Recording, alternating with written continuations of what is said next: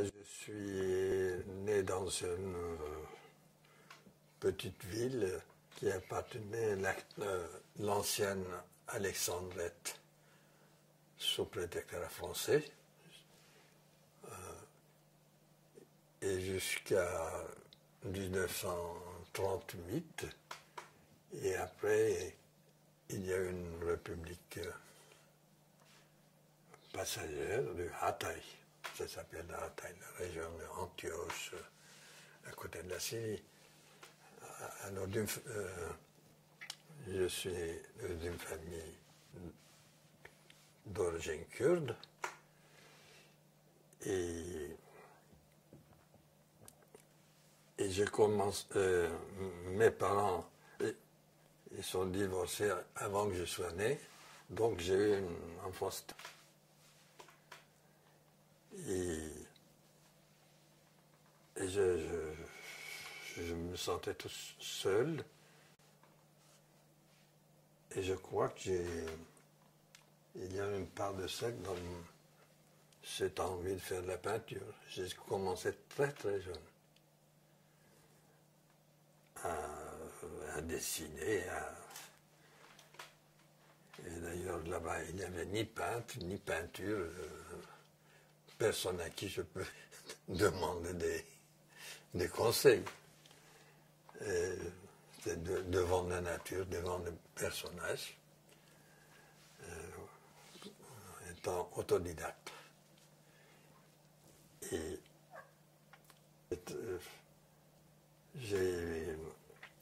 mais je travaillais sans arrêt, tout en faisant mes cours. J'allais à l'école primaire, évidemment. Et ensuite,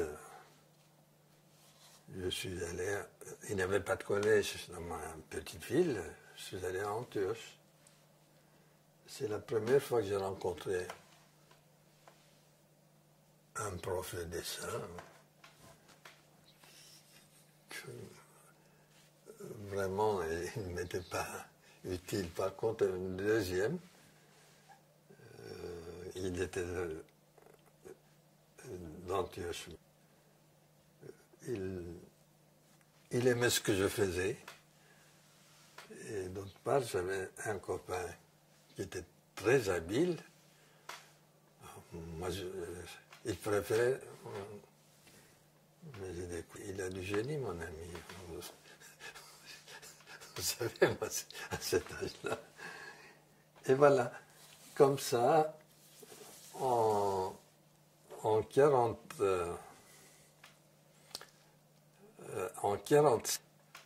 j'ai fait une exposition personnelle.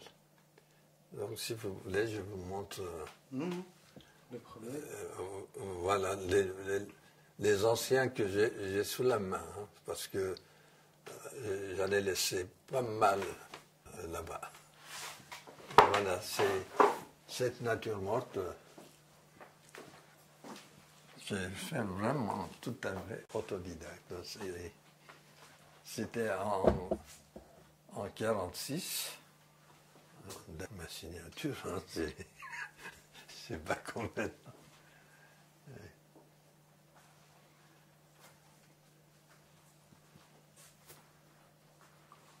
Très bien. Donc, Et l'autre paysage, c'est une petite rue de ma petite ville.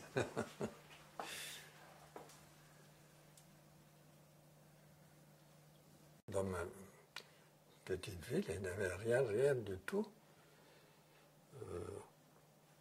Que j'utilisais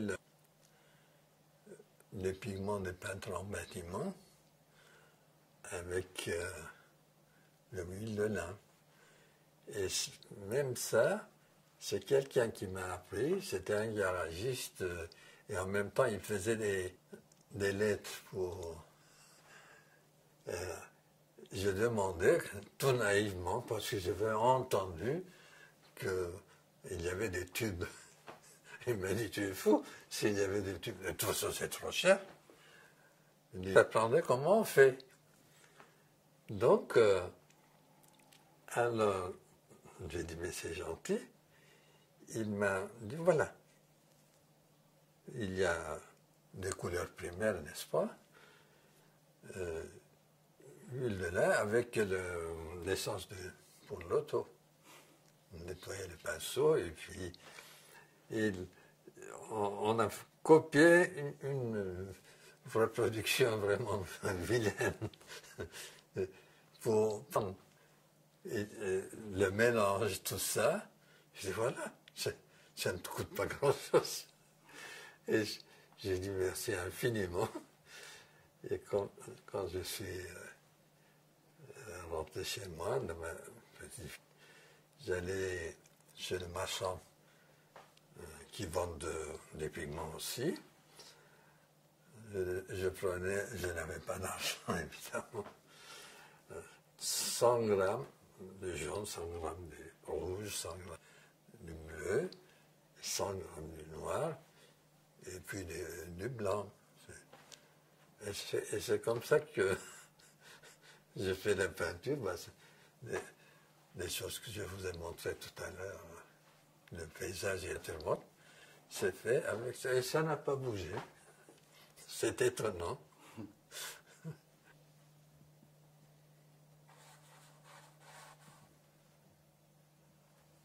Et voilà, c'est-à-dire, ce n'était pas fait pour une exposition personnelle sans l'accord de la famille. Et toute la famille était contre. J'étais obligé d'aller chez mon père qui était obligé de m'accueillir parce que on ne se connaissait pas. Lui, il était à Damas, il était député de Kurdistan de Syrie, n'est-ce pas? Et moi, je n'ai jamais profité de quoi que ce soit. Et comme j'étais mineur, je n'avais pas le droit de faire cette expo sans la permission paternelle, par intermédiaire de sous-préfet, etc. Et ils m'aimaient pas, enfin, ils ont allé demander la permission. Voilà. Mais on ne parle pas de cette exposition, c'est dommage. Parce que pour moi, c'était très important. Si j'ose dire, je suis allé à l'école de Beaux-Arts, j'étais déjà peintre, si vous voulez. Mais ça, c'était encore un problème, l'opposition de la famille. Et moi, si je suis allé à l'école d'art, je ne dis pas que je n'ai pas appris, mais pas beaucoup de choses, mais pour pouvoir venir en France, parce qu'on ne pouvait pas quitter la Turquie, ou il fallait faire son service militaire, ou je ne sais pas quoi. C'est un anti-militaire.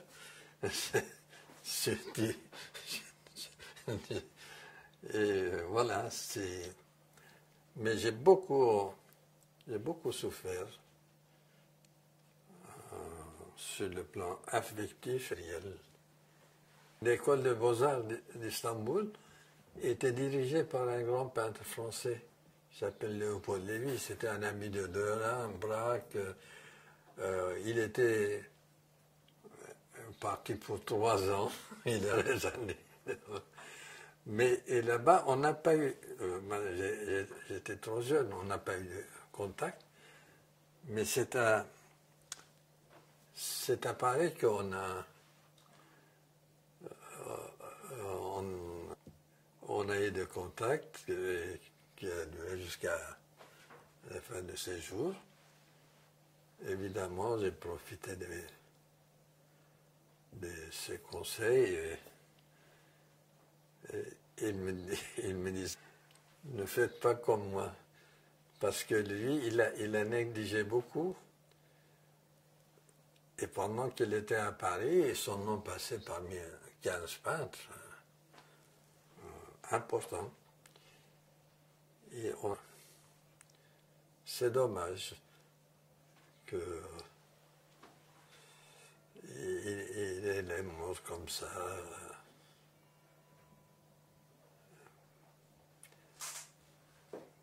Mais pour moi, c'était très important. D'ailleurs, quand je lui ai montré les lutteurs, il m'a dit « Oh, c'est beau, ne les vendez pas !»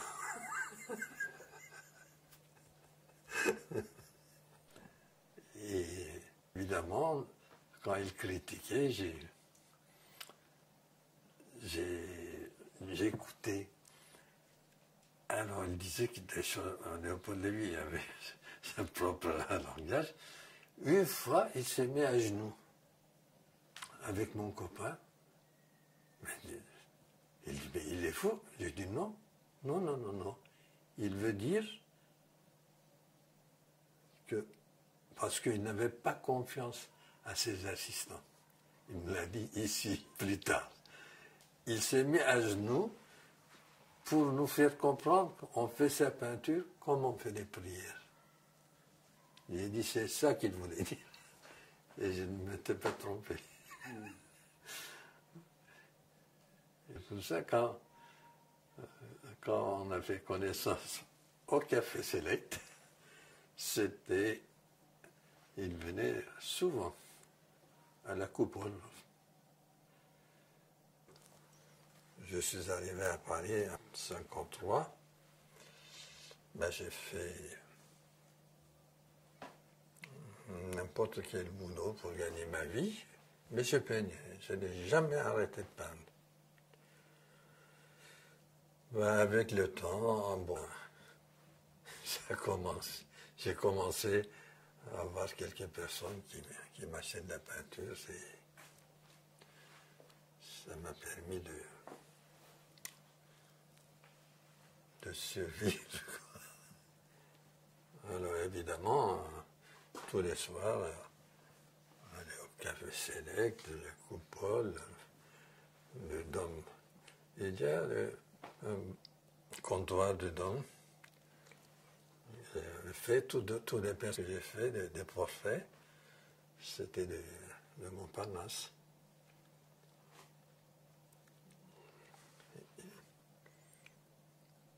Et je suis tellement content d'exposer Montparnasse, je me sens chez moi. Parce que le Montparnasse, c'est mon deuxième lieu de naissance, si on veut dire. Je suis tellement attaché.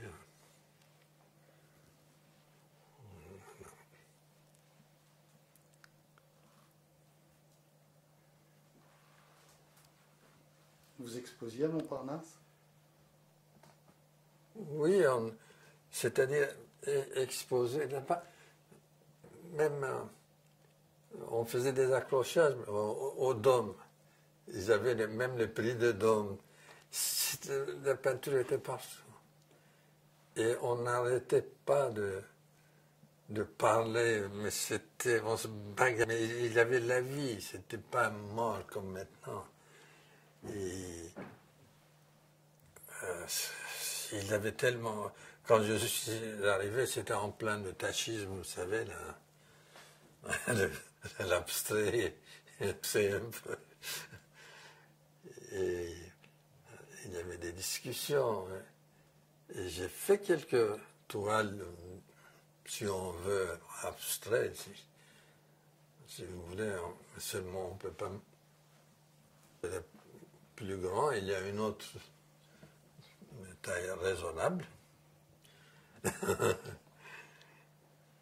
Et j'ai vu que ça ne correspondait pas à ce que je voulais exprimer. Donc, je suis retourné vers la figuration. Ben, depuis, j'ai fait même les paysages, mais une montagne qui s'appelait la Fournache. C'était dans la Drôme. Pendant des années, les montagnes. Et après, c'est fini. Et de nouveau, j'ai commencé à faire des personnages. Et depuis quelques années, j'ai pris un modèle, j'ai fait des nus sur le divan. Mais ça, je n'ai jamais pas... Il n'y a pas de préjugés, jamais des idées préconçues. Pour moi, c'est ce qui concerne, c'est l'émotion, c'est-à-dire que j'ai un contact avec un sujet, il faut qu'il se passe quelque chose. Je ne dis pas. Et après, j'ai dit, tiens, c'est une exposition autour des divans. Mais je n'ai pas eu la possibilité, à vrai dire, je n'ai pas tellement cherché. Et que ça tombe bien que maintenant, qu'il y a des Montparnasse et autour du divan aussi. C'est-à-dire, d'abord, le divan était tout seul, après, il y avait un objet, et après, c'était le modèle. Mais ce qui était important, rassurant, qu'il y avait toutes les générations. C'est ça qui était important. C'était rassurant pour nous de voir Max Ernst est là, ou Léopold Lévy, ou Zakin, etc., etc. Des gens connus. Et tous les dimanches à 10 heures du matin, j'étais sûr que M. Sartre, avec sa fille adoptive, est au Café Select. Pour moi, c'était rassurant. C'était votre famille. Mais quand même, c'était difficile. Et certains peintres âgés, ils étaient avares de parler. Moi, quelquefois, je dressais l'un contre l'autre. Après, j'ai dit, je veux apprendre, c'est pour ça. Et ça, on m'a pardonné, évidemment. Et autrement, j'ai dit, vous ne parlez pas.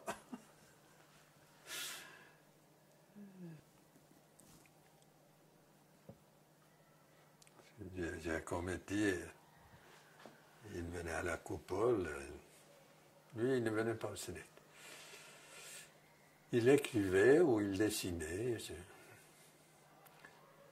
Après, il y avait une femme, il l'amenait jusqu'au taxi, après au bar du Dôme. Nous aussi, évidemment, c'était ouvert jusqu'à 5 heures du matin. Je peux pas, peut-être le mot est trop fort, attaquer. Je ne fais pas partie du troupeau. Et quand je faisais l'abstraction, enfin, ça n'a pas duré longtemps, donc j'étais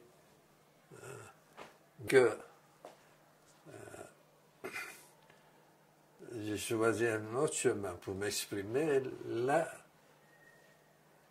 j'étais vraiment seul, très seul. C'était terrible. Et quand j'ai montré il y a quelques années, il paraît que que ce soit des peintres dites, comment on dit, maintenant c'est hyper moderne ou je ne sais pas quoi, et que ce soit les autres peintres traditionnels, ils ont tous aimé. Et donc, quand il y a une vérité quelque part, vous savez, on ne peut pas ignorer.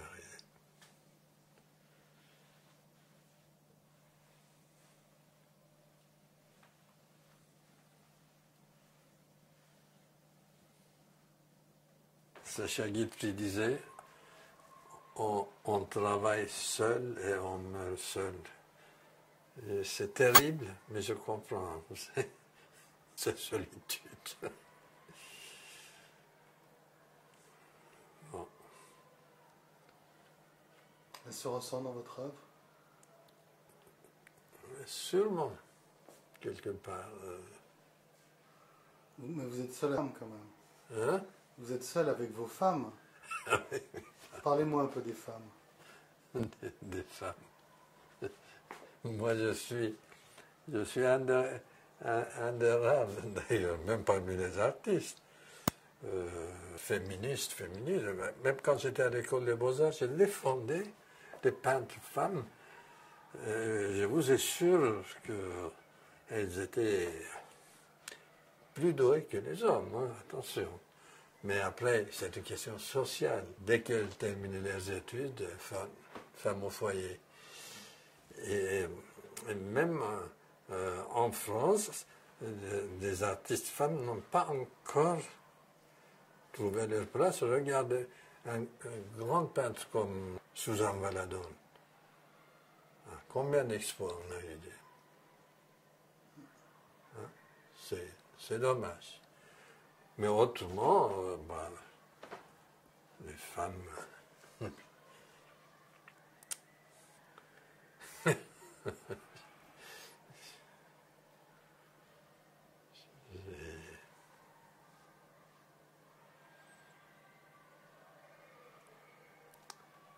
Ça fait quand même partie de ma vie, on ne peut pas... leur place.